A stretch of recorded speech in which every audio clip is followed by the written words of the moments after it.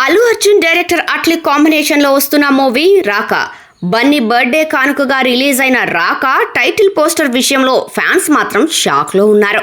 ఎన్నో ఎక్స్పెక్టేషన్స్ తో అసలు ఎప్పుడెప్పుడు తెల్లవారుతుందా అని కళ్ళు కాయలు కాసేలా ఎదురు చూసిన ఫ్యాన్స్ కు రాకా మూవీ టైటిల్ లుక్ మాత్రం మాత్రం నచ్చలేదట.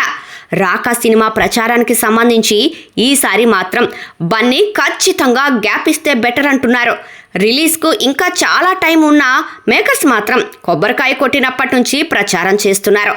రాకా టైటిల్ పోస్టర్కు పెద్దగా క్రేజ్ రాలేదు, కానీ యూనిట్ మాత్రం బజ్ కోసం తెగ ప్రయత్నిస్తోంది. దీనికోసం ఐపీఎల్ మ్యాచ్లను వాడుకుంటోంది. రాకా ఫస్ట్ లుక్ పోస్టర్లో ఓ జంతువు చేయిని చూపించారు. అదే పోజ్ను అల్లు అర్జున్ కూడా ప్రదర్శించాడు. ఇప్పుడు ఐపీఎల్ మ్యాచ్లో హార్దిక్ పాండ్యా కూడా అదే పోజ్ను రిపీట్ చేశాడు.